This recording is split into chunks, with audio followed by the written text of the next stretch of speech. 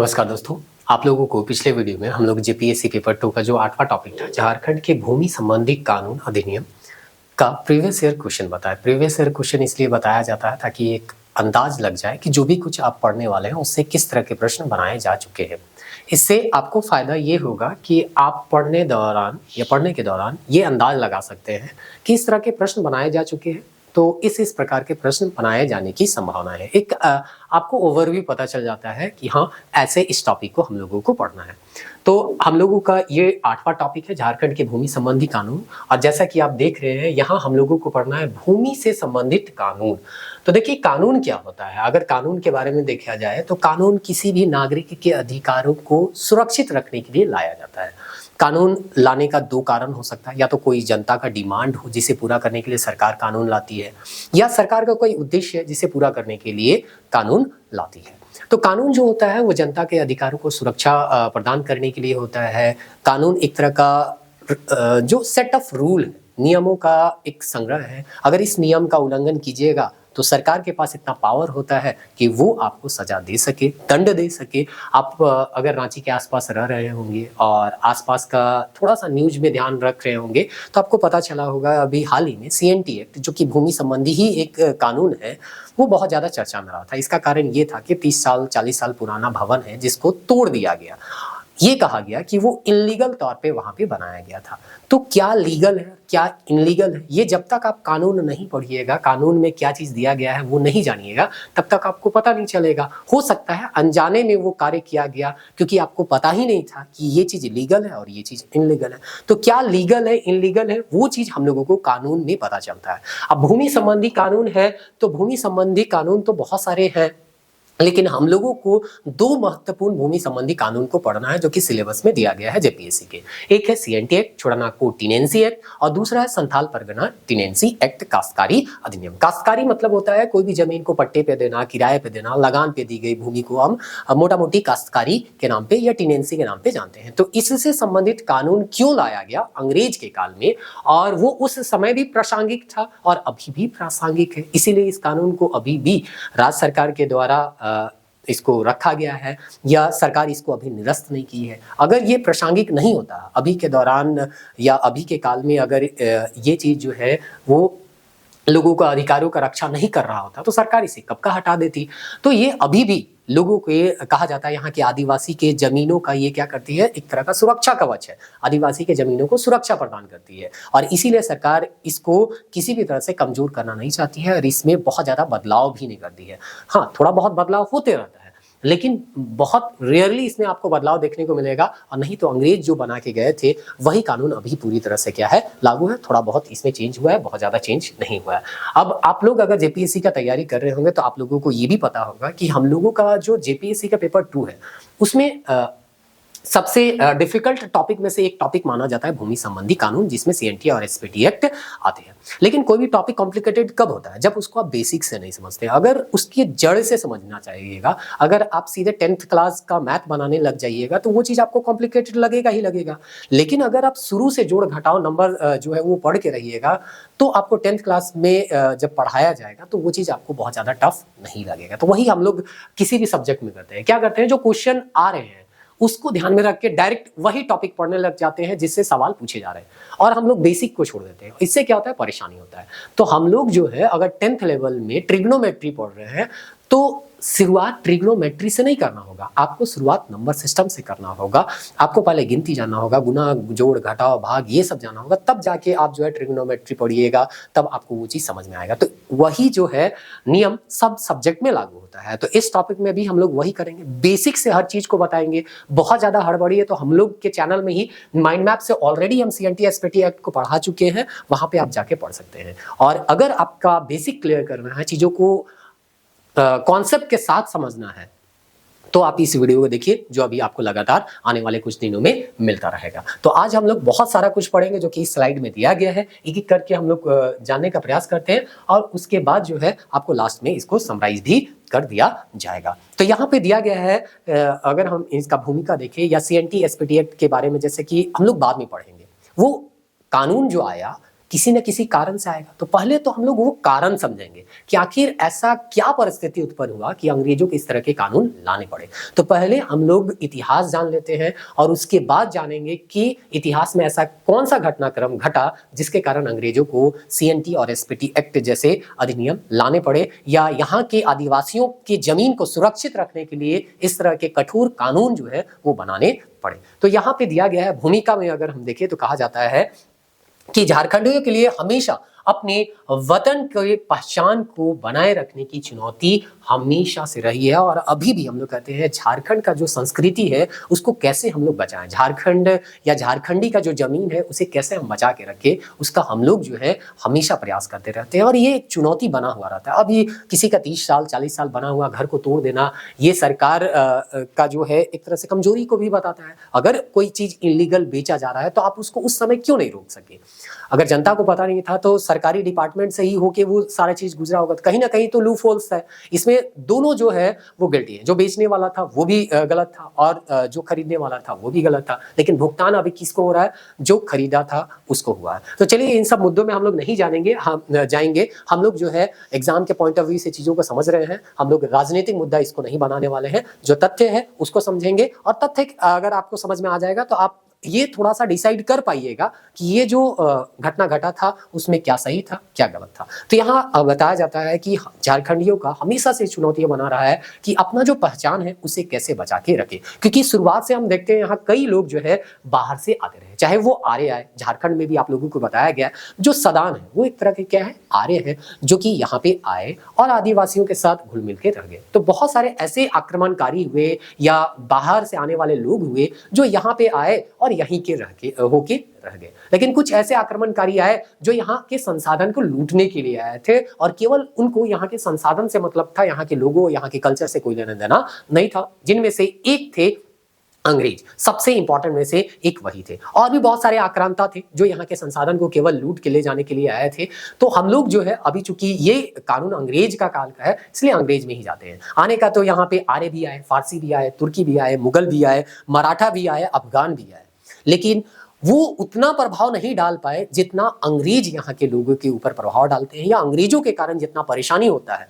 क्योंकि अंग्रेज के कारण ही परेशानी होगा, फिर आंदोलन होगा, फिर अंग्रेज ही इस तरह के कानून लेके आएंगे। परेशान तो पहले अंग्रेज ही करेंगे, फिर अंग्रेज ये चाहेंगे कि इस तरह का जो विद्रोह हो रहा था, जनजातीय विद्रोह हो रहा था, वो ना हो, इसीलिए वो क्या करेंगे? सीएनटी और एसपीटी जैसे एक्ट को लेके आएंगे। तो इस तरह से यहाँ पे जो है बोला जाता है कि कई आक्रमणकारी आए, लेकिन फिर भी ऐसा कभी नहीं हुआ कि उनका पहचान पूरी तरह से, या झारखंडियों का पहचान जो है वो पूरी तरह से समाप्त हो गया है। अभी अभी हम देखें तो झारखंडियों की अपनी पहचान बनी हुई है, उनका संस्कृति जो है वो बना हुआ है। यहाँ तक केवल सदान ही नहीं आए थे, ये मत समझिएगा कि केवल आर्य आए थे, यानी कि जो आदिवासी थे वो यही के मूल निवासी थे, वो बाहर से नहीं आए थे। बहुत सारे ऐसे आदिवासी हैं जो कि कहीं ना कहीं बाहर से ही झारखंड में आके बसे, भले वो बहुत लंबे समय पहले आए थे, लेकिन हाँ वो बाहर से ही कहीं यहाँ पे आए हुए हैं। आप मुंडा के बारे में जब पढ़ाया जा रहा था तो वहां पे भी बताया जा रहा था कि ऋषा मुंडा जो है वो आते हैं और सुतिया पहान के अध्यक्षता में सुतिया नागखंड का यहाँ स्थापना करते हैं, जो कि झारखंड का पहला राजवंश है। ये एक ऐसा टॉपिक है ना जिसमें हर एक चीज को आपको समझते हुए चलना होगा। हम आपको ये चीज केवल कह रहे हैं कि धैर्यपूर्वक वीडियो देखिएगा, कॉन्सेप्ट के साथ आपको सीएनटी एसपीटी एक्ट के हर एक धारा को हम समझाने का प्रयास करेंगे। और अगर आप ये सोचिएगा कि पहला वीडियो में आया और सीधे चैप्टर 1 के धारा 1 से समझाना शुरू करें, तो हम यहाँ पे वो काम करने वाले नहीं है, क्योंकि उस एक्ट के लाने के पीछे बहुत सारा कारण था, और उस कारण को समझिएगा तो वो एक्ट को भी आप अच्छे तरीके से समझ पाइएगा, ठीक ना। तो इसीलिए पहले समझिए कि यहाँ पे किस तरह का परिस्थिति था और कैसे कैसे कानून आता है, और परिस्थिति को समझिएगा तो उसी परिस्थिति के अनुसार कानून लाया जाता है। तो कानून को समझने में भी आपको क्या हो जाएगा? आसानी होगा। तो आदिवासी में भी आए, जैसे कि आप मुंडा के बारे में पढ़ते हैं, ऋषा मुंडा, सुतिया पहान लोग, ये लोग आए और यहाँ पे धीरे धीरे अपना राजवंश क्या करते हैं? स्थापित करते हैं और अपना क्षेत्र का विस्तार करते हैं। उसी तरह से आप अंग्रेज काल में देखिएगा तो दामी ने कोह में संथालों को बसाया गया। सबसे अंत में आने वाले कौन है? संथाल है। लेकिन सबसे ज्यादा पॉपुलेशन अभी आप देखिएगा या सबसे बेहतर स्थिति देखिएगा किनका है? संथालों का ही है। राजनीतिक अभी देखिए आपके जो हमारे जो मुख्यमंत्री है वो कौन है? संथाल ही है। हेमंत सोरेन जो है, सोरेन जो टाइटल होता है वो किनका है? संथाल का है। मांझी जो टाइटल होता है वो कौन है? संथाल का है। आप मुर्मू देखिए, देश की राष्ट्रपति जो है वो भी कौन है? संथाल जनजाति की ही है। तो इस तरह से ये जनजाति भी झारखंड में है और झारखंड में आके अपना जो है यहाँ पे क्या करते हैं, राजवंश बैठाते हैं या अपना जो जंगल था उसको काट के गांव वगैरह बसाते हैं। अब देखिए बाहर से कोई आ रहा है, थोड़ा सा कॉन्सेप्ट जो है इमेज कीजिएगा, थोड़ा सा जो भी आपको इमेजिन करने के लिए या जो सोचने के लिए बोलेंगे उसको सोचने का प्रयास कीजिएगा, तो ये टॉपिक और भी बेहतर तरीके से आपको समझ में आएगा। अब आप क्या किए हैं, बाहर से कहीं पे आए हैं झारखंड में। अब उस समय अभी देखिए यहाँ पे हम कहते हैं दूसरे राज्यों की तुलना में अभी भी झारखंड में बहुत सारे वन प्रदेश देखने को आपको मिलते हैं। आप देखिएगा जंगल झाड़ आपको कहीं ना कहीं देखने को मिल ही जाता है। इसी के नाम पे झारखंड भी रखा गया, वनांचल नाम भी रखने का यहाँ पे बात चल रहा था, लेकिन वनांचल नाम पर सहमति नहीं बना, बाद में झारखंड नाम का यहाँ पे सहमति बना और झारखंड नाम ही रखा गया। तो यहाँ वन जो है वो भरपूर थे, यहाँ पे जंगल वगैरह थे, वहाँ पे रहने वाले जानवर थे। तो जो भी बाहर से आएंगे यहाँ पे वो लोग क्या करेंगे, जंगल को साफ करेंगे, जंगल को साफ करेंगे, जंगल को साफ करके वहां पे रहने लायक अपना एक छोटा सा गाँव बसाएंगे। शुरुआत में एक छोटा सा कम्युनिटी हो सकता है आएगा, छोटे लोग आएंगे, फिर धीरे धीरे समझ में आएगा कि यहाँ पे हम लोग रह सकते हैं, खा पी सकते हैं, खेती कर सकते हैं।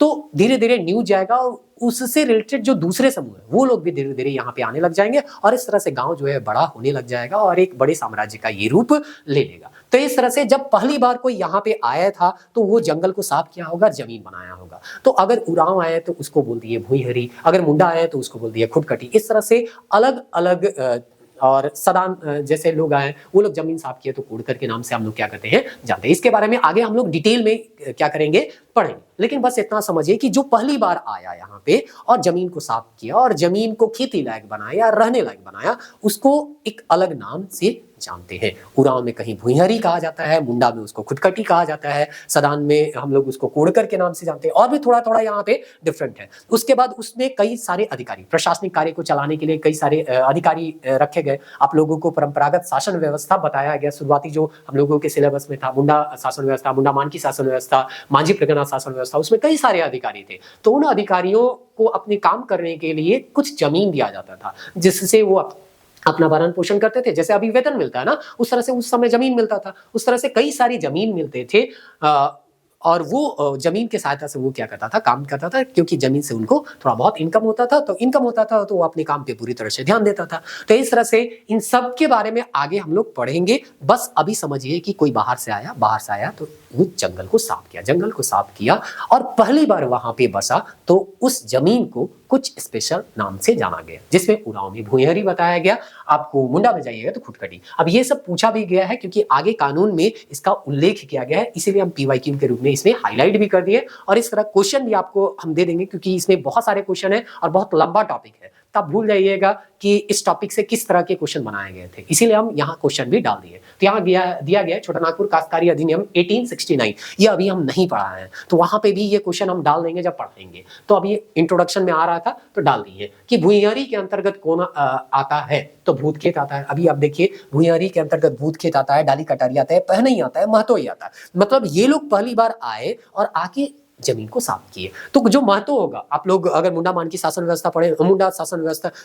पढ़ा पंचायत शासन व्यवस्था पढ़े हुए, तो महत्व एक क्या है, अधिकारी पढ़े होंगे तो उनको जो जमीन मिला उसको महतो ही बोले, पहान को जो जमीन मिलता होगा उसको पहने ही बोलते होंगे। तो इस तरह ये लोग जो है पहली बार आए और प्रशासनिक पद को ग्रहण किए और उनके साथ इनको जमीन मिला। तो ये सबसे पहली बार उस लैंड को होल्ड करने वाले थे, इसीलिए इस जमीन का उसी के पद के नाम पे नाम रखा गया और ये सभी भुईहरी के अंतर्गत ही आते हैं और इसीलिए यहाँ पे ये दिया है। तो इस तरह से यहाँ पे भूतखेत को हम लोग जो है भुईहरी रैयत के अंतर्गत रखेंगे। एक्चुअली इस कानून में भी स्पेशली उल्लेख किया गया है जो कि आगे हम लोग पढ़ने वाले हैं। तो यहाँ राजहंस, खुटकटी, कोड़कर, ये सब भूमि जो है यहाँ पे आपको देखने को मिलेगा। अब ये लोग यहाँ पे आएंगे, आने के बाद क्या करेंगे, अपना जो भी कल्चर है उसको ये लोग जो है यहाँ पे लागू करेंगे। आप कहीं पे भी जाते हैं, आप अगर कहीं दूसरे जगह भी जा रहे हैं और आपका 10-12 समूह मिल गया तो आप अपना वहाँ रीति रिवाज, धर्म वगैरह वहाँ के लोग भले नहीं मना रहे हैं लेकिन आप जो है मनाने लग जाइए। जैसे कि आप चले जाइएगा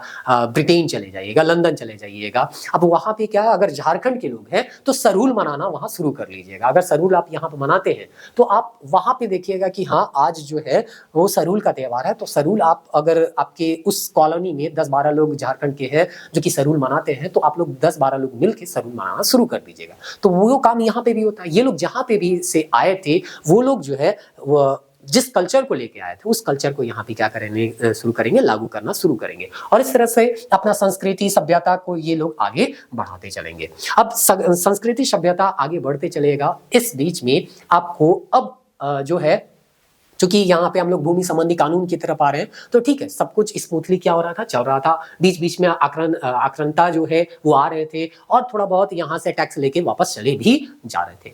तो यहाँ पे अब थोड़ा सा ऐतिहासिक विवरण हम लोग देखने का प्रयास करते हैं कि आखिर झारखंड का ऐतिहासिक विवरण पहली बार कहाँ मिलता है। तो ये चीज आपको नामकरण में भी बताया गया था या दूसरे संदर्भ में भी बताया गया होगा कि हम लोगों के बगल में उड़ीसा एक क्या है, राज्य है, और उड़ीसा का एक राजा था नरसिंहदेव द्वितीय। नरसिंहदेव द्वितीय जो है, इसका एक ऐतिहासिक विवरण मिलता है, एक ताम्रपत्र मिलता है 13वीं सदी में, 13वीं सदी का, जिसमें झारखंड का उल्लेख पहली बार झारखंड नाम से ही किया गया।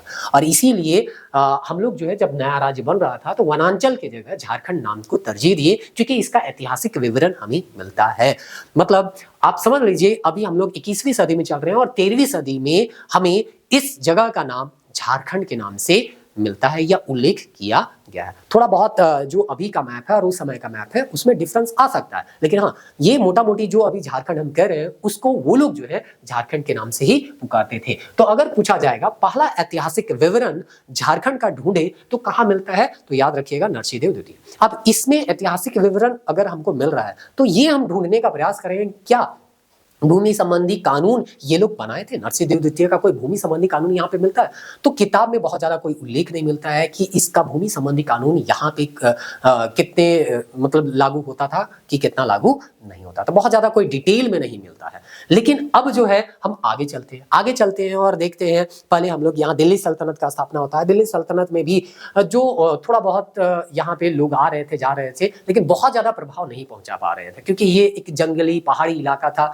तो बहुत सारे लोग जो है यहाँ से नहीं आ रहे। हाँ, हम लोग पढ़ते हैं कि कुछ लोग जो है गुजरते हुए यहाँ पे आ रहे थे, तो राजधानी भी परिवर्तन किया जा रहा था, लेकिन कोई यहाँ पे आके हमेशा के लिए यहाँ के राजा को बंदी बना के ले जाए या यहाँ से बहुत ज्यादा टैक्स वसूल करने के लिए किसी अधिकारी को छोड़ के जाए, ऐसा हमें देखने को नहीं मिलता है। लेकिन आता है अब मुगल काल में बाबर आता है। बाबर के बाद जो है धीरे धीरे अकबर आ जाता है।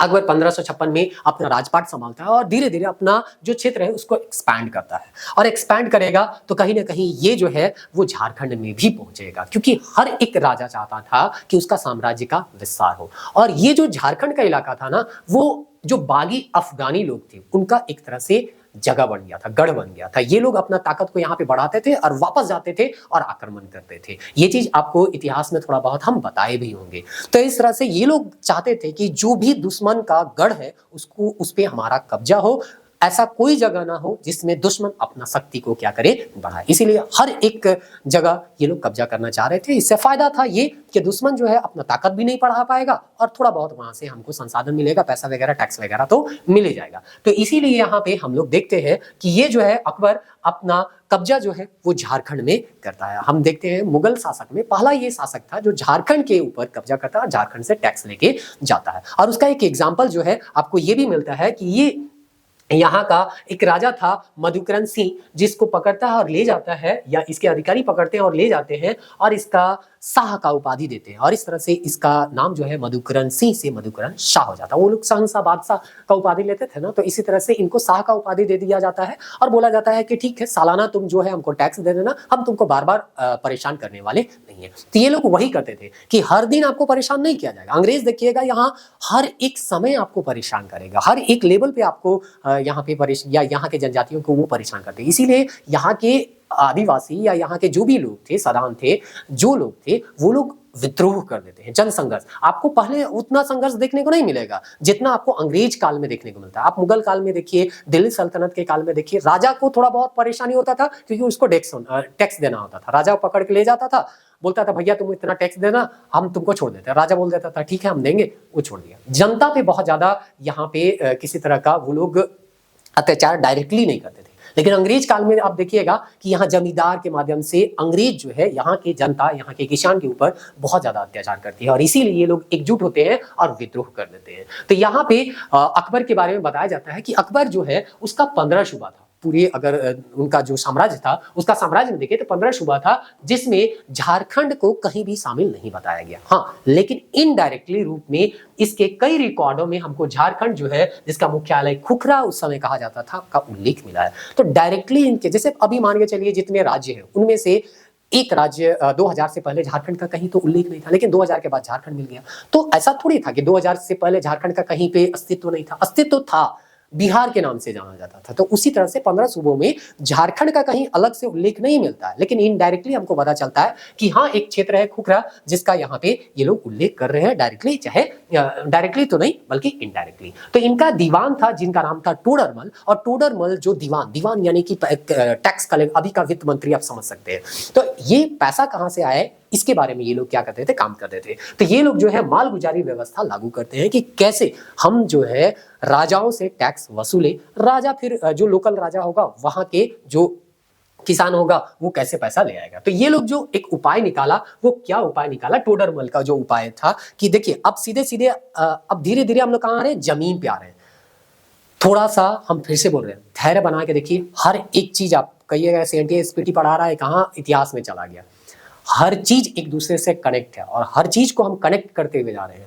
अगर धीरे धीरे अगर सारे चीजों को समझने का प्रयास कीजिएगा तो आपका कॉन्सेप्ट क्लियर होगा। और फिर वही बात हम बार बार कहते हैं कि बहुत ज्यादा स्पीड में अगर चाहिएगा कि जो एग्जाम में आ रहा है वही हमको बता दे, बाकी कुछ भी ना बताए, तो फिर वही है कि सीधे आप क्लास 10 पढ़ना चाह रहे हैं, लेकिन क्लास 10 पढ़ने के लिए आपको 1 से लेके 9 तक पढ़ना पड़ेगा, तब जाके मतलब नर्सरी एलकेजी भी पढ़ना पड़ेगा, तब जाके आपको क्लास 10 का जो सिलेबस है वो पढ़ाया जाना चाहिए। तो हम लोग अभी समझ लीजिए नर्सरी एलकेजी का चीज आपको बता रहे हैं, और ये आगे जाके कहीं ना कहीं इनडायरेक्टली वहां पे भी आपको फायदा पहुंचाएगा। तो देखिए ये जमीन से संबंधित अब कानून आपको मिलता चला जाएगा कि अगर आपके पास जमीन है तो आपको टैक्स कैसे देना है, उपज का 1/3 हिस्से का बाजार मूल्य। मतलब अगर आप जितना भी उपज करते हैं उसका 1/3 निकाल दीजिए, 1/3 निकाल दीजिए और इसको ले जाइए बाजार में। इसको कहां ले जाइए, बाजार में, और बाजार में इसका मूल्य तय करना होगा कि कितना होता है। अगर मान के चलिए उस समय इसका मूल्य, या अभी वर्तमान के समय में मान के चलिए अगर 1/3 का मूल्य 100 रुपया यहाँ पे अगर मिल रहा है तो 100 रुपया टैक्स आपको किसको देना होगा, राजा को देना होगा। कुल मिला के आप ये समझिए कि आपके उपज का 1/3 का जितना मूल्य है उतना मूल्य आपको टैक्स के रूप में देना है। तो धीरे धीरे देख रहे हैं ना कि जमीन से अब टैक्स लेने का यहाँ पे शुरुआत हो गया, और यही टैक्स जो है जब अत्याचार का रूप ले लेगा, शोषण का रूप ले लेगा, तो यहाँ के लोग क्या करेंगे, आंदोलन करेंगे, विद्रोह करेंगे। तब यहाँ पे जमीन के नाम पे शोषण ना हो, जमीन से टैक्स लेने के नाम पे शोषण ना हो, इसके लिए सरकार क्या करेगी, अंग्रेज सरकार जो है कुछ कानून लाएगी, जो अंत में सीएनटी एक्ट के रूप में आपको देखने को मिलेगा। सीएनटी एक्ट 1908 आने से पहले बहुत सारे एक्ट आ चुके थे, बहुत सारे कानून आ चुके थे। वो एक अंतिम कानून या माइलस्टोन है जिसके बाद कोई कानून यहाँ पे आता नहीं है ना।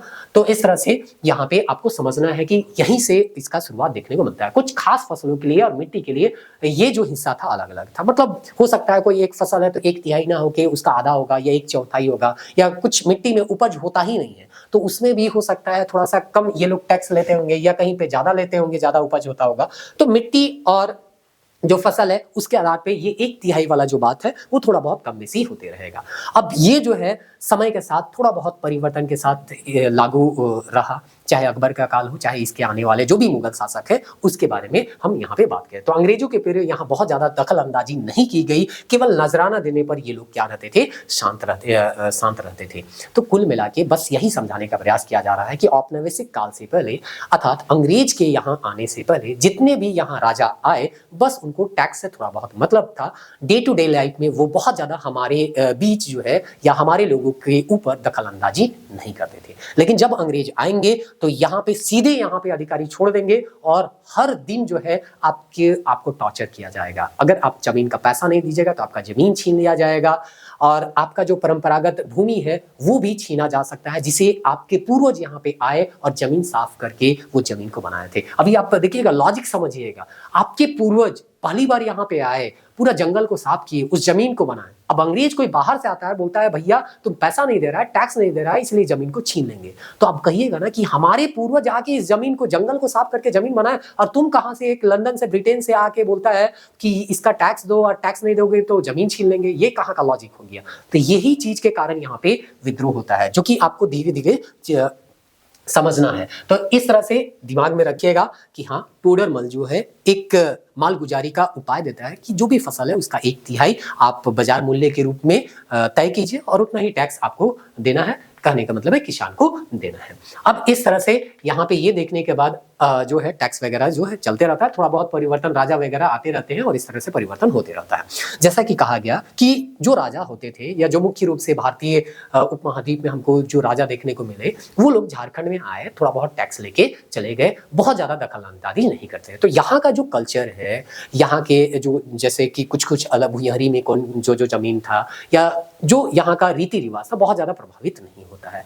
थोड़ा बहुत प्रभावित होता है, वो चल जाता है, लेकिन बहुत ज्यादा दखल अंदाजी नहीं होने के कारण जो हमारा कल्चर था वो बना हुआ था, अभी भी बना हुआ है। बहुत ज्यादा परिवर्तन आपको नहीं देखने को मिलता है। थोड़ा बहुत तो हम लोग बचा के रखे हैं झारखंड, ये जो कल्चर है वो, तो हमारा कल्चर जो है बहुत ज्यादा प्रभावित नहीं होता है। लेकिन एक आता है ईस्ट इंडिया कंपनी, और ईस्ट इंडिया कंपनी जब यहाँ पे आएगी तो सब चीज को ध्वस्त करके रख देगी। आपका शिक्षा व्यवस्था ध्वस्त करके रख लेगी, आपका पढ़ाई लिखाई का जो तरीका है उसको बदल दिया यहाँ पे जाएगा, आपका जीवन जीने का तरीका जो है वो बदलने का वो लोग प्रयास करेंगे। हर एक नियम कानून जो है वो अपने अनुसार वो लोग आपके ऊपर या हमारे ऊपर क्या करेंगे, थोपने का शुरुआत करेंगे। मतलब हर एक चीज को, धर्म से लेके शिक्षा से लेके व्यापार से लेके प्राकृतिक संसाधन पे किसके कब्जा होगा नहीं होगा, इससे लेके हर एक चीज में ये लोग दखल अंदाजी करना क्या कर देते हैं, शुरू कर देते हैं। आए थे व्यापार करने के लिए, लेकिन राजनीतिक काम में इंटरफेयर करने लग जाते हैं। पता चलता है कि ये लोग जो है राजा महाराजा के इंटरफेयर मामलों में क्या कर रहे हैं, मामलों में इंटरफेयर कर रहे हैं और आपस में लड़वा देते हैं। इनका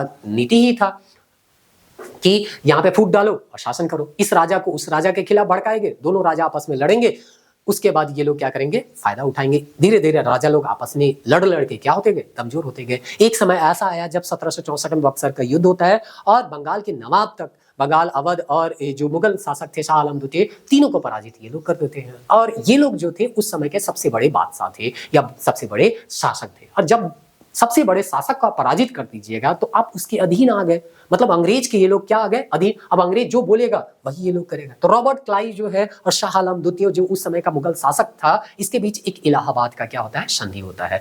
हर एक चीज को हम कनेक्ट करेंगे, आप केवल ध्यानपूर्वक देखिए, और सब चीज को समराइज भी हम करने का प्रयास करेंगे। तो इस तरह से यहाँ पे क्या होता है, इलाहाबाद की संधि होती है। अब इलाहाबाद की जब संधि होगी तब यहाँ पे देखिए कंपनी को क्या मिलता है, तो कंपनी को मिलता है दीवानी अधिकार। दीवानी कहने का मतलब है यहाँ पे टैक्स लेने का जो अधिकार है वो किसको मिल जाएगा, अंग्रेजों को मिल जाएगा। आप समझ रहे हैं कि किसी एक इलाका में पहले राजा टैक्स वसूलती थी, अब यहाँ पे अंग्रेज आया, जो विदेश से आया है, जो व्यापार करने यहाँ पे आया था, वो लोग यहाँ के जमीन से टैक्स वसूलेंगे, यहाँ के लोगों से टैक्स वसूलेंगे। तो इनडायरेक्टली अब हम कह सकते हैं इस समय 1765 से यहाँ के लोग जो है वो अंग्रेज के अधीन हो चुके थे। राजा को 26 लाख रुपया देने का बात हुआ और यहाँ सारा टैक्स वसूलने का काम अब अंग्रेज अपने हाथ में ले लेती है। तो अब यहाँ पे माल गुजारी वसूलना है, मतलब टैक्स लेना है।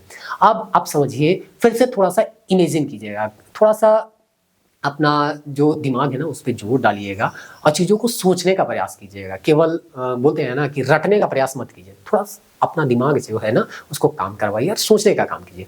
अब समझिए, आप जो है यहाँ के इंसान हैं, भारत के, चले गए चाइना में, चाइना में कहीं पे आपका कब्जा हो गया, आपको अधिकार मिल गया।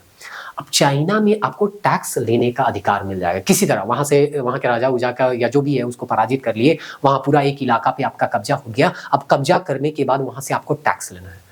अपना वहां की भाषा को जानते हैं, अपना ये जान रहे हैं कि कहाँ पे कौन गांव है, कहाँ पे कौन गांव नहीं है, किसके पास ज्यादा जमीन है, किसके पास कम जमीन है। उस समय तो कोई रिकॉर्ड था नहीं, अभी के जैसे जैसे रिकॉर्ड आपको मिलता है कि इस जमीन का मालिक ये है, उस समय कुछ रिकॉर्ड नहीं था। जमीन था, हम जानते हैं कि ये इसका जमीन है, बस वही काफी था, कोई रिकॉर्ड वगैरह नहीं है। धीरे धीरे रिकॉर्ड बनेगा, पट्टा बनेगा, कबूलियत बनेगा, हर एक चीज आपको बताएंगे, केवल आप धैर्यपूर्वक देखिए। तो इस तरह से वहां पे जाइएगा तो आप क्या कीजिएगा, आप वहां के लोकल इंसान को पकड़िएगा, बोलिएगा भैया हम जो है तुमको कुछ पैसा देंगे, तुम यहाँ के लोगों को जानते हो, कहाँ किसके पास कितना जमीन है, कहाँ कितना गांव है, क्या है, तुम पैसा ला के दो, हम उसके बदले तुमको पैसा देंगे। तो इस तरह से ये लोग जो है माल गुजारी लेने के लिए दो व्यक्ति को क्या करते हैं, यहाँ पे चुनते हैं जो यहीं का ही व्यक्ति था। तो ये अंग्रेज था, यहाँ के बारे में कुछ नहीं जानता था, तो एक व्यक्ति को चुना और बोला कि भैया तुम पैसा कलेक्ट करके लाओ, हम तुमको इसके बदले में कुछ पैसा क्या करेंगे, देंगे। और इस तरह से मोहम्मद रजा खां बंगाल में टैक्स वसूलने का काम करता है और बिहार जो है उसमें राजा सितप राय को मालगुजारी वसूलने का अधिकार दिया गया। अब देखिए धीरे धीरे फिर से हम कनेक्ट कर रहे हैं कि शुरुआत में जो है थोड़ा बहुत नजराना देके काम चल जाता था, लेकिन अंग्रेज जो है यहाँ पे दीवानी अधिकार प्राप्त करने के बाद दो अधिकारी को रख देते हैं और बोलते हैं जितना ज्यादा से ज्यादा पैसा कलेक्ट करना है करो, हम तुमको इसके बदले क्या करेंगे, पैसा देंगे। क्योंकि इन लोगों को भी शाह आलम द्वितीय को 26 लाख रुपया देना था और भी दूसरे खर्च थे, और जान रहा था ज्यादा से ज्यादा वसूली होगा तो फायदा किसका होगा, हमारा ही होगा, क्योंकि एक फिक्स अमाउंट तो किसी को देना है, राजा को देना है, और जो बच गया अमाउंट वो इनका होगा। और यहाँ इसीलिए भ्रष्टाचार भी चलता है, इसीलिए रेगुलेटिंग एक्ट भी आता है। तो ये पॉलिटी के संदर्भ में हो जाएगा, इसलिए उसको नहीं जोड़ेंगे। हम लोग जो है अभी जमीन से संबंधित कानून की ओर ही क्या करते हैं, बढ़ने का प्रयास करते हैं। अब समझिए, फिर से एक लॉजिक लगाइए कि आपको टैक्स वसूलना है। अब आपके पास जितना ज्यादा गांव रहेगा, जितना ज्यादा शहर में आपका कब्जा रहेगा, उतना ही से आप टैक्स वसूलिएगा। अगर एक गांव आपके अधीन रहेगा तो एक गांव से आपको टैक्स मिलेगा, अगर 100 गांव आपके अधीन रहेगा तो 100 गांव से टैक्स लगेगा। तो ये लोग क्या करेंगे, जो अपना कब्जा है वो बढ़ाने का प्रयास करेंगे। और पहले जो है झारखंड में लोग अप्रत्यक्ष रूप से आते थे और चले जाते थे। जो रेगुलर यहाँ पे शासन था वो यहाँ के राजा या पहान या जो भी लोकल राजा होते थे उनके माध्यम से ही होता था, बाहरी राजा यहाँ पे नहीं आते थे। लेकिन ये लोग क्या किए, यहाँ पे टैक्स वसूलने के लिए, आप लोगों के इतिहास में भी बताए थे कि ढालभूम ने यहाँ पे ये लोग ढालभूम से ये लोग प्रवेश करना शुरू कर। कलकत्ता में मिदनापुर में तो इनका कब्जा हो चुका था, अब मिदनापुर से यहाँ पे ये लोग कहाँ आएंगे, ढालभूम में आएंगे, और इस तरह से पहली बार झारखंड में इसका क्या होगा, अंग्रेजों का प्रवेश होगा। तो ढालभूम पे इसका अधिकार हो जाता है फर्गुसन का। फर्गुसन जो है, ये इतिहास आप अगर आप पढ़े होंगे तो आपको पता चल गया होगा। पूरा सीरीज अगर आप देख रहे होंगे शुरू से तो हर एक चीज आपको समझ में आएगा। 22 मार्च 1767 आपको बोले थे ना कि नरसिंहगढ़ किला जो जलता हुआ किला है उस पे बैकुंठ धवल देव जो है उसको ये लोग गिरफ्तार करते हैं और उस किले पे कब्जा करते हैं। और ये झारखंड में अंग्रेजों का सबसे पहला प्रवेश माना जाता है, इसलिए बोले थे इस डेट को भी आप याद रखिएगा। और बैकुंठ धवल देव जो कि विभूति में आपको पढ़ाए भी थे। जैकब कैमक भी एक अधिकारी है जो कि उत्तर तरफ से आता है, एक दक्षिण तरफ से आया था, एक उत्तर तरफ से आता है। उत्तर तरफ से जो आता है वो पलामू को कब्जा कर लेता है, छोटा नागपुर, और फिर हजारीबाग रामगढ़ का जो राजा मुकुंद सिंह जो अंग्रेजों को सबसे ज्यादा परेशान किया वो, और छोटा नागपुर का जो राजा था वो दर्पनाथ शाह था जो कि 12,000 रुपया सालाना देने के लिए तैयार हो जाता है। तो नागवंशी राजा जो दर्पनाथ शाह था वो भी इसके अधीन आ गया। जो उस समय का चित्रजीत राय वगैरह थे वो लोग जो है इसके अधीन आ जाते हैं। पलामू का जो उस समय है ना कब्जा था वो इसके अधीन क्या हो जाता है, आ जाता है। तो इस तरह से ये लोग सब चीज को सब क्षेत्र को कब्जा कर लेते हैं। और इस तरह से 1773 में एक रामगढ़ जिला बना है। मतलब आप समझ रहे हैं, फर्गुसन जो है इधर से आता है और जैकब कैमक इधर से आता है। ये लोग जो है पलामू, छोटा नागपुर, हजारीबाग इसका कब्जा कर लेते हैं। ये लोग जो है दक्षिण के एरिया में कब्जा कर लेते हैं। तो मोटा मोटी जो है 73 आते आते तक ये लोग झारखंड के अधिकांश हिस्से पर कब्जा कर चुके थे। और झारखंड के अधिकांश हिस्से पे कब्जा किए थे। तो इसके बाद देखिए और भी बहुत सारा परिवर्तन दूसरे साइड चल रहा है। कंपनी में भ्रष्टाचार भी फैलता जा रहा है, उसके लिए रेगुलेटिंग एक्ट भी लाया गया और रेगुलेटिंग एक्ट के तहत बहुत सारा परिवर्तन भी किया गया। तो इस परिवर्तन में एक चीज क्या किया गया, प्रशासनिक इकाई बनाया गया। जैसे अभी आप प्रशासनिक इकाई देखते हैं ना, उस तरह का प्रारंभिक प्रशासनिक इकाई शासन करने में जिससे आसानी हो, कुछ अधिकारी को हम नियुक्त करें, जो अधिकारी जो काम दिया जाए उस काम को वो करें। जैसे बीडीओ का अपना कुछ काम है, सीओ का अपना कुछ काम है, एसपी का अपना कुछ काम है, दरोगा का अपना कुछ काम है। तो एक अधिकारी रखे, उसको कुछ काम दे दिए। तो इसी तरह से एक प्रशासनिक इकाई बनाया गया, इसके कुछ अधिकारी बनाया गया और उसको कुछ काम सौंपा गया कि ये काम बाबू तुमको करना है। तो अभी तो मेन काम इन लोगों का क्या था, टैक्स वसूलना। तो टैक्स वसूलने के लिए ये लोग क्या करते हैं, कलेक्टर बनाते हैं। कलेक्टर नाम से ही पता चलता है कोई चीज को कलेक्ट कर रहा है, तो पैसा की ये लोग कलेक्ट करता था। और चूंकि उस समय जो मिलिट्री थे उसी को कलेक्टर बनाया गया, इसीलिए पहला मिलिट्री कलेक्टर आप देखिएगा तो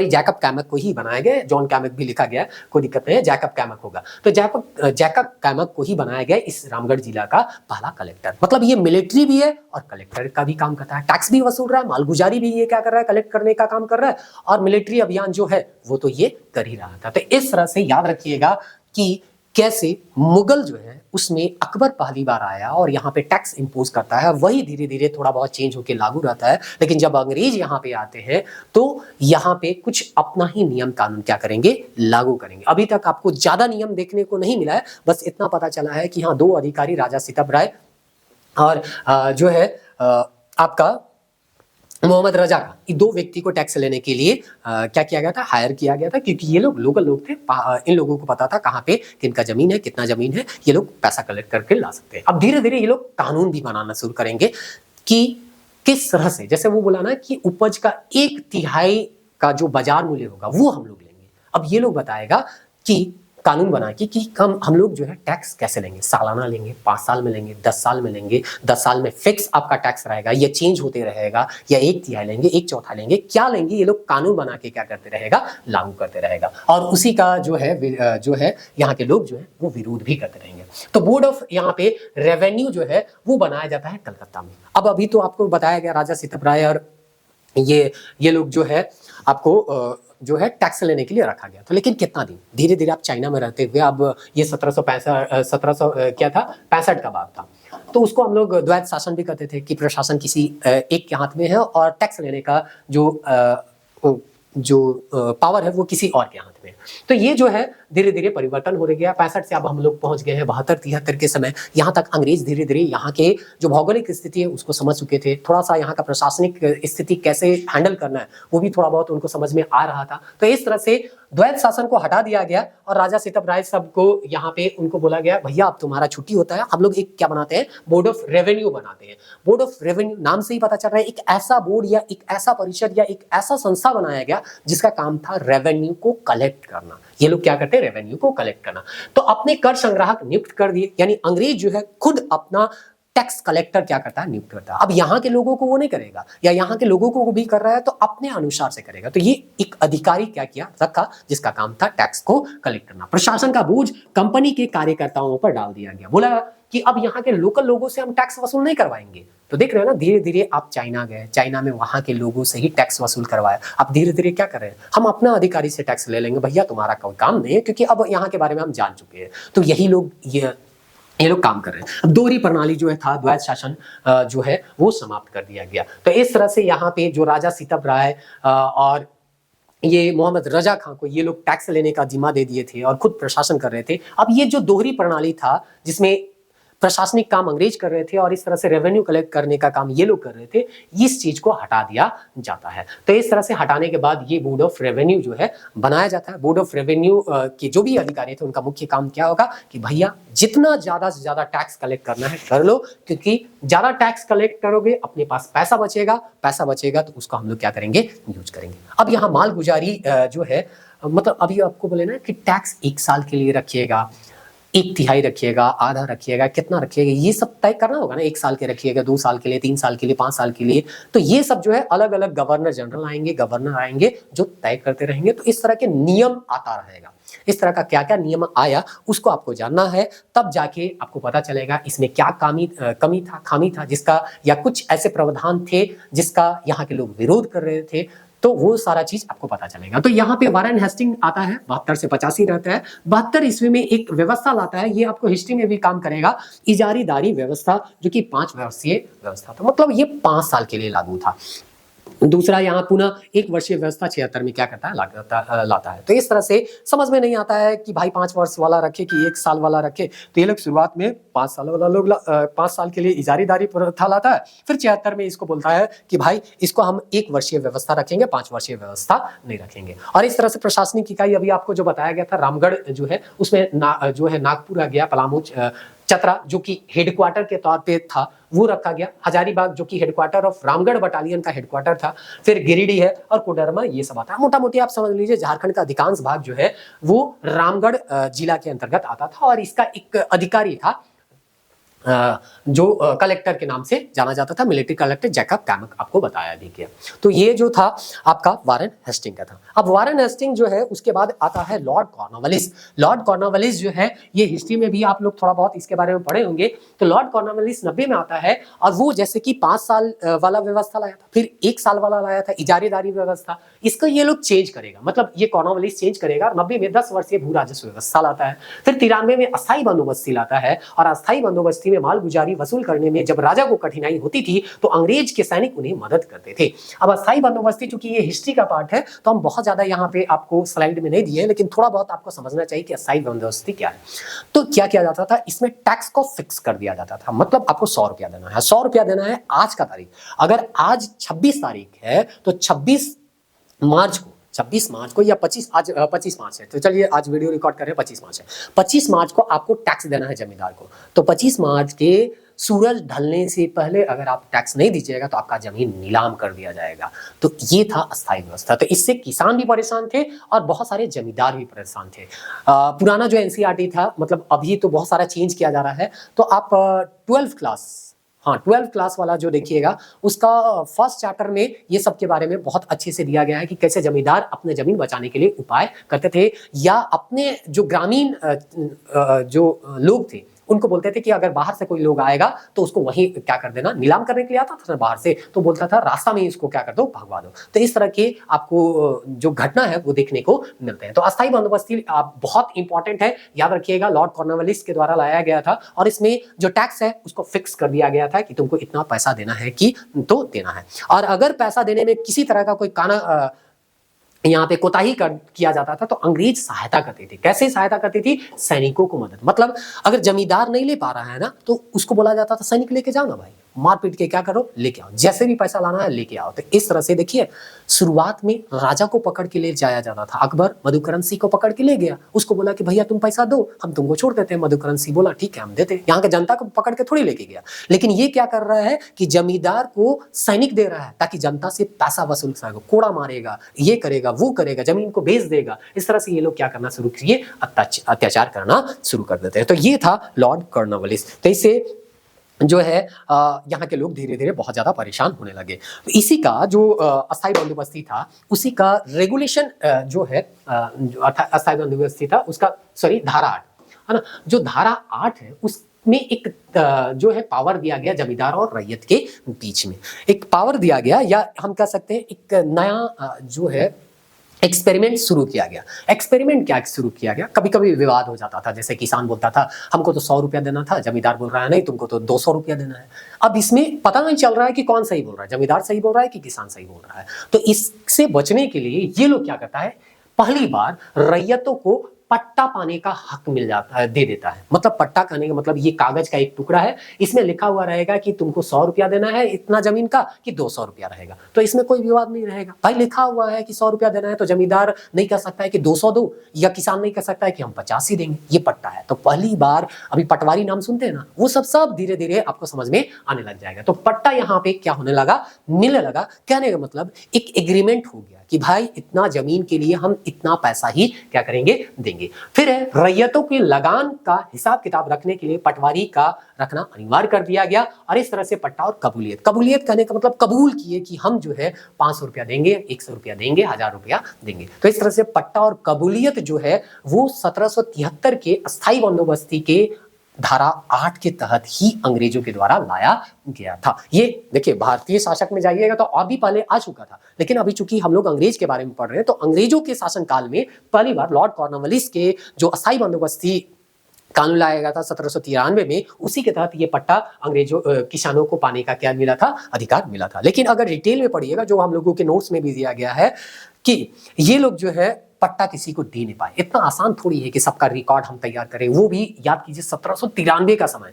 सबका जमीन को आपको तय करना है कि कौन किसका जमीन है, कितना जमीन कहाँ है नहीं है, ये सब जो है वो बहुत मुश्किल था। तो कहा जाता है ये 1812 में एक हम डिटेल नोट्स में लिखे, वो डिटेल नोट्स कहाँ मिलेगा आप लोग जानते होंगे, नहीं जानते होंगे तो लास्ट में बता भी देंगे। 1812 में तिरूत के कलेक्टर ने रिपोर्ट दी कि बिहार में शायद ही कहीं एक भी पट्टा लिया गया हो या कबूलियत ढंग से आचरण हुआ। मतलब सरकार जैसे होता है ना, बहुत सारा नियम लाती है, लेकिन वो लागू होगा कि नहीं होगा ये कोई गारंटी नहीं रहता है। तो सरकार नियम लाई, अंग्रेज नियम लाई, लेकिन ये पूरी तरह से लागू नहीं हो पाया। इसके साथ साथ एक और अधिनियम आता है रेगुलेशन, वो मतलब 6 साल के बाद आता है, 1793 के बाद 1799 आ जाते हैं और रेगुलेशन 6 आता है, विनियम 6 आता है। इसमें क्या किया गया, जमींदार को अधिकार दिया है, क्या किसी का जमीन को नीलाम कर देना, या कोई व्यक्ति है, रैयत है, वो पैसा नहीं दे रहा है तो उसको गिरफ्तार कर दिया, गिरफ्तार कर सकती है। तो रैयत का जमीन को नीलाम करने का अधिकार किसको दे दिया गया, जमींदार। इससे पहले कहा जाता है 1793 के एक्ट आने से पहले, जो अस्थायी बंदोबस्ती आया था, उससे पहले जमीन का खरीद बिक्री भी होता है, ऐसा कोई जानता ही नहीं। अरे जमीन, जैसे अभी आप देखिए कि यहाँ पे हवा है, देखिए हवा का खरीदता हम जानते हैं, लेकिन अब इन जनरल में देखिए कि यहाँ पे हम जो है सांस ले रहे हैं, अभी इस हवा को हम ले जाके कहीं पे बेच रहे हैं, नहीं बेच रहे हैं। हाँ, फिर पैक करके ऑक्सीजन के तौर पे आपको हॉस्पिटल में दिया जाता है, वो अलग बात है, वो बात के घटनाक्रम। लेकिन शुरुआती दौर में समझिए कि हम हवा को बेचे तो बेचे कैसे, पहले इसको स्टोर कैसे करें, फिर बेचे कैसे, बेचेंगे तो इसका यूज कैसे होगा, ये सब कुछ आइडिया नहीं था। लेकिन उसी तरह से यहाँ पे जमीन का भी खरीद बिक्री नहीं था, आदमी का पॉपुलेशन कम था, जमीन जिधर देखो उधर जमीन है, जंगल साफ करो, अपना जमीन बनाओ, कोई विवाद था ही नहीं। तो इसीलिए जमीन संबंधी कानून भी नहीं हम लोगों को शुरुआत में देखने को मिलता है। अब जैसे जैसे पॉपुलेशन बढ़ा, जमीन जो है वो कम होते गया, इंसान बढ़ते गए, तो जमीन को लेकर विवाद हुआ, जमीन से संबंधित कानून देखने को मिले। तो यहाँ पे क्या बोल रहा है, अस्थायी बंदोबस्ती में आप टैक्स नहीं दीजिएगा। अब मेरा एक खेत है, उसका हम टैक्स आज भरने वाले थे, आज मेरे पास पैसा नहीं हुआ, टैक्स नहीं दिए, अब बोला कि कल सुबह तेरा जमीन का नीलाम हो जाएगा। अब ये जमीन जो है मेरे दादा परदादा के द्वारा बनाया गया है, पीढ़ी दर पीढ़ी इस जमीन को हम यूज करते आ रहे हैं, अचानक आज भर पैसा नहीं दिए और कल मेरा जमीन नीलाम हो जाएगा। अगर कल भी पैसा नहीं देने सकेंगे तो आएगा नीलाम में, जिसका बोली ज्यादा लगेगा मेरा जमीन उसका हो जाएगा। तो इस तरह से जमीन का जो खरीद फरोख्त शुरू होता है वो 1793 के अस्थायी बंदोबस्ती के बाद ही होता है। और अगर हम पैसा नहीं देंगे तो गिरफ्तार भी कर सकता है। मतलब देख रहे हैं ना, हर लेवल पे आपको टॉर्चर किया जाएगा, और इसी टॉर्चर के खिलाफ जो है यहाँ के लोग एकजुट होंगे और विद्रोह भी करेंगे। तो इस तरह से यहाँ पे 1799 में रेगुलेशन आता है, जिसमें जमींदार को नीलामी और गिरफ्तारी जो है उसका पावर दिया जाता है। लेकिन 1812 में इसका चूंकि दुरुपयोग किया जा रहा होगा, इसीलिए फिर से एक रेगुलेशन 5 आता है और इसको समाप्त कर दिया जाता है, यानी जमींदारों को गिरफ्तार करने का जो पावर दिया गया था वो पावर को छीन लिया जाता है। अब आगे दिया गया है पटवारियों की नियुक्ति के कागज साबित नहीं होने के कारण, देख रहे हैं ना, पट्टा भी नहीं मिला और पटवारी ठीक से काम नहीं कर रहा है, इसका नियुक्ति ठीक से नहीं हो पा रहा है। इतना आसान थोड़ी है कि कोई भी चीज सोच लिए और वो चीज जो है फील्ड में लागू भी हो जाएगा। तो एक क्या किया जाता है, पटवारी के जगह एक ऐसा ग्रामीण एजेंसी जो है बनाने का प्रयास करता है जो कि इसके काम को रेगुलेट करे, और जमीन संबंधी जो भी विवाद हो रहा है वो विवाद जो है ज्यादा ना हो, सब चीज को रेगुलेट करते हुए चले। तो जैसे अभी हम लोग जो है ब्लॉक देखते हैं, प्रखंड विकास कार्यालय देखते हैं, उसी तरह से एक ग्रामीण एजेंसी ये लोग बनाने का प्रयास करता है। 1915 के विनियम 2 से एक कानूनगो नामक एक नए अधिकारी का नियुक्ति किया जाता है। अब देखिए, पटवारी पहले आ चुका है, पटवारी का काम पट्टा उट्टा बनाना वगैरह होता था, तो ये पटवारी था। अब पटवारी के साथ साथ वो तो ठीक से काम कर नहीं रहा है, तो एक क्या कर लिया, कानूनगो बना लिया और इसको बोला कि पटवारियों को समय समय पर कामकाज की देखरेख करना। मतलब एक अधिकारी काम नहीं कर रहा है तो उसके ऊपर एक और अधिकारी बैठा दिया, बोले कि भैया नीचे वाला को तुम क्या करो, देखरेख करो, वो काम ठीक से कर रहा है कि नहीं कर रहा है। कार्य पट्टों और काबुलियत को सही करना, अगर पटवारी कहीं पे गलती कर रहा है तो उस चीज को सुधारने का काम इसको क्या किया गया, कानूनगो को दिया गया। ये 1815 का ये घटनाक्रम है। तो चलिए यहाँ पे ये चीज हम लोग देख लिए कि पटवारी भी आ गया, कानूनगो भी आ गया। अब यहाँ पे आप देखिए 1817 के रेगुलेशन 12 में पटवारियों को सरकारी कर्मचारी बनाया गया, नियुक्ति और बर्खास्ती का अधिकार कलेक्टर को दिया गया और वेतन किसके द्वारा दिया गया, देखिए जमींदार के द्वारा। अब सीधा सा बात है कि हमको आप नौकरी दीजिएगा, हमको आप क्या कीजिएगा, नौकरी दीजिएगा, अंग्रेज नौकरी दे रहा है, हमको बर्खास्त करेगा कौन, कलेक्टर, लेकिन वेतन देगा कौन, कोई और व्यक्ति। तो जो वेतन देगा हम उसका ना जी हुजूरी करेंगे। तो वेतन हमको किससे मिल रहा है, जमींदार से। तो जमींदार जो बोलेगा वैसे काम करेंगे, ठीक है तुमको हटाना हटाओ भैया, पैसा तो ही दे रहा है, बोलेगा हम, जमींदार बोलेगा हम जैसा बोल रहे हैं वैसा काम नहीं करेगा तो हम पैसा नहीं देंगे। तो सीधा सा मतलब पैसा जहां से मिलेगा कोई भी आदमी उसके अनुसार ही क्या करेगा, काम यहाँ पे करेगा। तो यहाँ पे ये लोग जो सोच के कानूनगो का नियुक्ति किया गया था ना, वो सोच इसका पूरा होता नहीं है, क्योंकि वेतन किससे मिल रहा है, जमींदार से। तो बेचारा कानूनगो बात किसका मानेगा, जमींदार का। तो अंग्रेज खाली नियुक्ति कर सकते हैं, बर्खास्त कर सकते हैं, बेचारा काम तो कौन करवाएगा, यहाँ पे कानूनगो द्वारा, तो जमींदार ही करवाएगा। तो बंगाल प्रेसिडेंसी के ज्यादातर इलाकों में पटवारी की नियुक्ति का काम धीरे धीरे बंद हो गया। और इस तरह से ये जो प्रयास था कानूनगो की सहायता से पटवारी को हम देखेंगे, या पटवारी अपना काम ढंग से करेगा, ये सहायता ये जो काम था वो ठीक से लागू नहीं हो पाता है या सफल नहीं हो पाता है। तो ऐसा थोड़ी है कि जो आप सोचिएगा हर एक चीज़ सफल हो जाए। अंग्रेज प्रयास कर रही थी कि इस चीज़ को हम स्मूथली लेके जाएं, किसी तरह का कोई विवाद ना हो।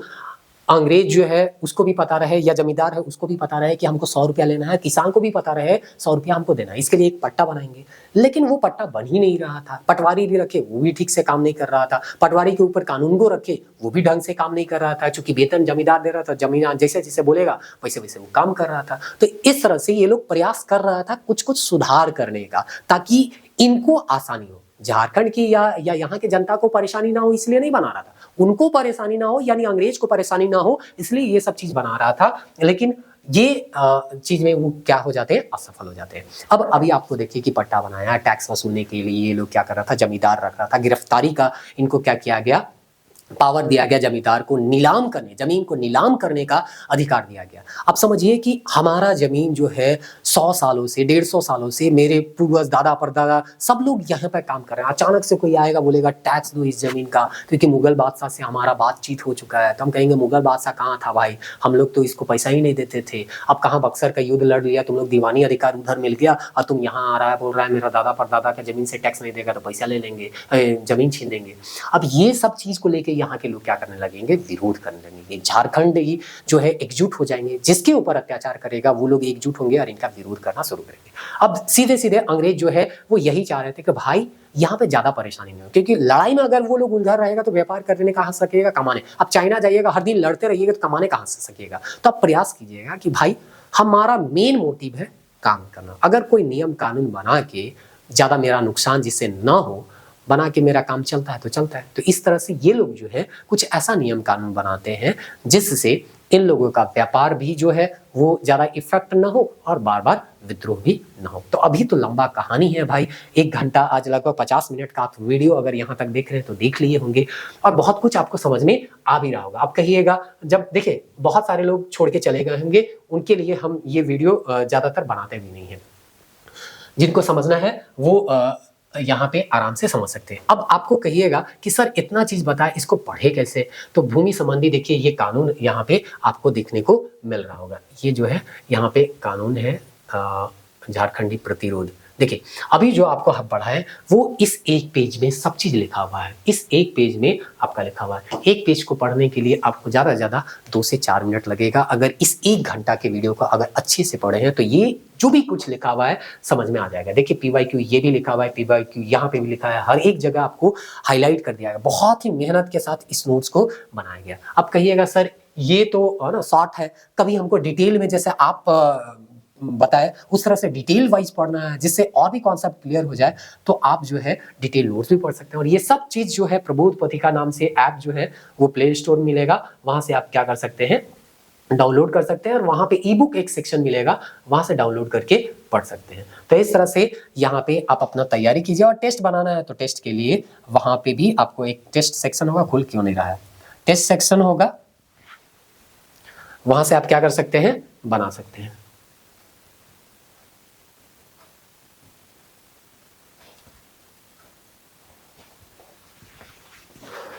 देखिए ये भूमि संबंधी कानून, अभी आपको जो भी कुछ हम यहाँ पे बताएं, जो भी कुछ बताएं वो सारा चीज यहाँ पे क्या हुआ है, लिखा हुआ है लाइन बाय लाइन। हम जिसको पढ़ सकते हैं, एनसीईआरटी का यहाँ पे क्या दिया गया है, इनपुट दिया गया है। तो काफी मेहनत के बाद ये नोट्स बना है। तो इस नोट्स को अब मात्र कितना है, 11 रुपया। अब 11 रुपया भी खर्च अगर नहीं कीजिएगा और कहिएगा सर PDF हमको दे दीजिए, तो संभव नहीं है। अगर डिटेल नोट्स आपको जेरोक्स हार्ड कॉपी का आवश्यकता होगा तो बाद में हार्ड कॉपी भी आपको भेज दिया जाएगा। और माइंड मैप से आपका काम चलता है तो माइंड मैप से भी आप काम चला सकते हैं।